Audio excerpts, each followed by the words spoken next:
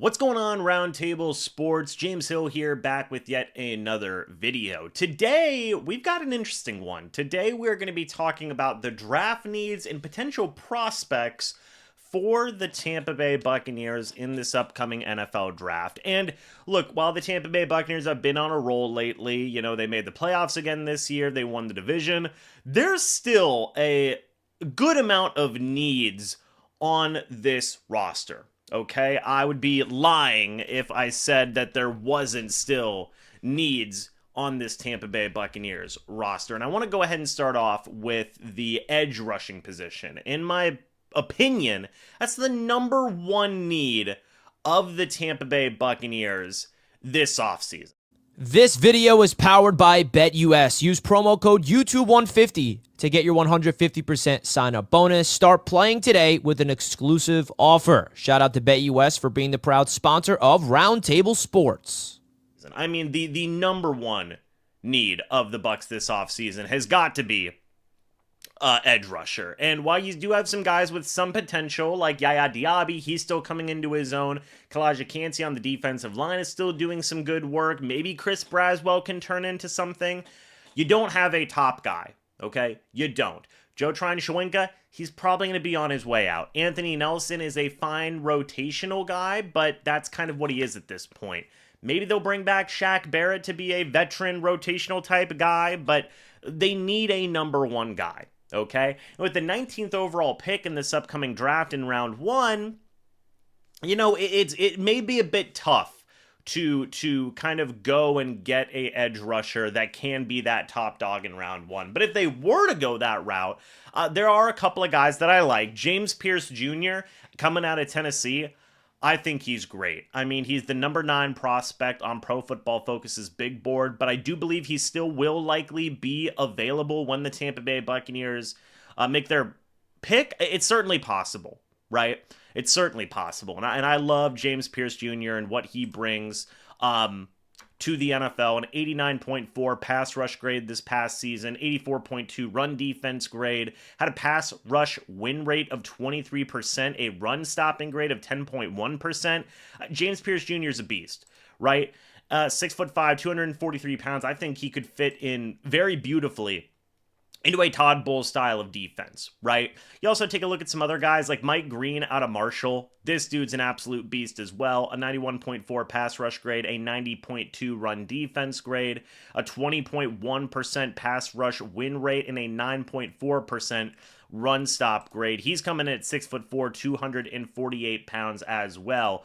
Those could be two very interesting guys if they are available, right? If they are available. You've also got some guys possibly in the later rounds who could be some type of option somewhere down the line. I know there is some really good edge defenders out there in the later picks as well. It's actually a pretty deep room for edge rusher, but point blank, this should be something that the Bucs address in some way, shape, or form. I know some people may say, well, James, the Bucs haven't been great at drafting edge rushers recently, but you're not going to get a hit if you never swing the bat, right?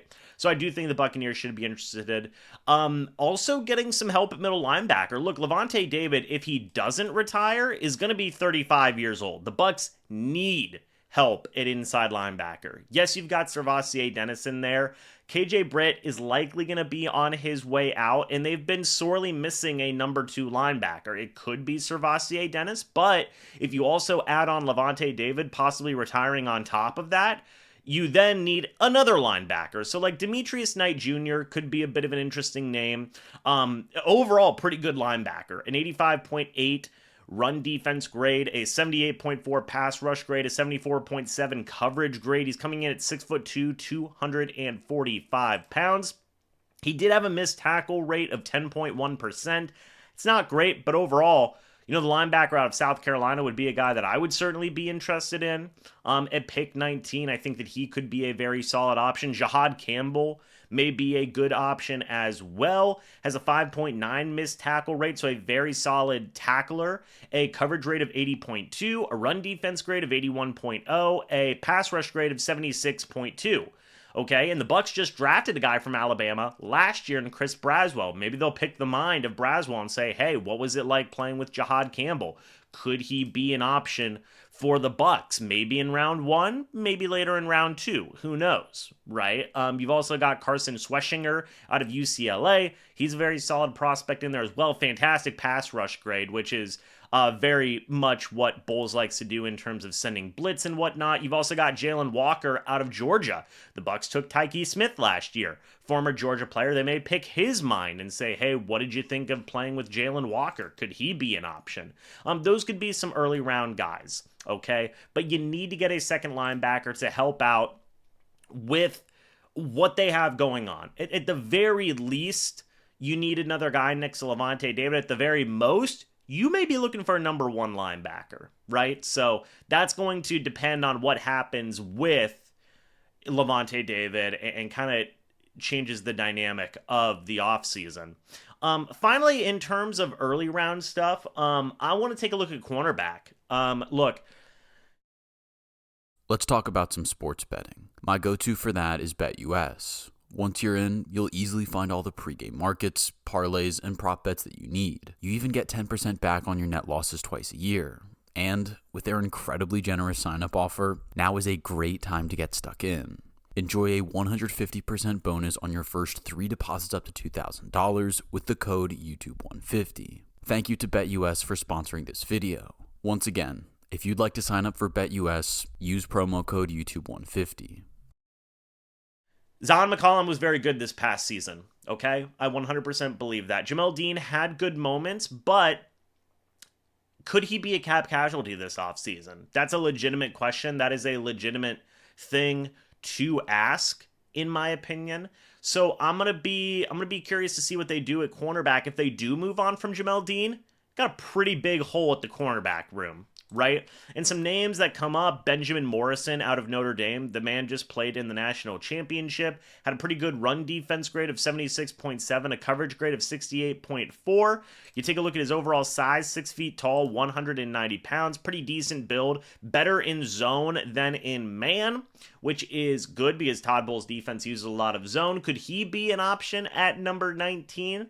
It's certainly possible. It's certainly possible. You keep on going down the list. You've got Jahdae Barron coming in out of Texas. This dude was an absolute beast in zone coverage. 91.8 zone coverage grade, coming in at 5'11", 200. Maybe he could be a guy at outside cornerback. Possibly. Trey Amos out of Ole Miss could be an interesting option. He's coming in at 6'1", 190 pounds. Overall, across the board, had very good grades while playing at Ole Miss. Let's even go down a little bit later, like Siobhan Revel out of Eastern Carolina could be an interesting option. 6'3", 193, kind of fits the mold, more of an outside cornerback and a Todd Bowles style of defense, but he didn't play that much whenever he was at the college level this past year. I believe he missed time due to injury. And then also kind of in the later rounds, you've got Darian Porter, or I guess I should say in the later picks, you've got Darian Porter out of Iowa State, 6'4", 200 pounds. This dude's an absolute maniac, huge cornerback, right? But was not very good in run defense this past year. In fact, horrible run defense grade of a 36.8. 91.0 zone coverage grade, though. So he would, and only allowed a completion percentage of 29.4 when targeted. So yes, you're sacrificing some run defense, but this guy can cover pretty decent, pretty darn well, in my opinion. Look, you've got to address corner. I believe you especially if you get rid of Jamel Dean, then you need a new starter, right? It's kind of very similar to what's going on at linebacker. Kind of depending on what they do with certain players, it's going to create another hole on this roster, right? Some kind of stuff they may consider in the later rounds. Do you kind of consider getting a guy at guard to compete?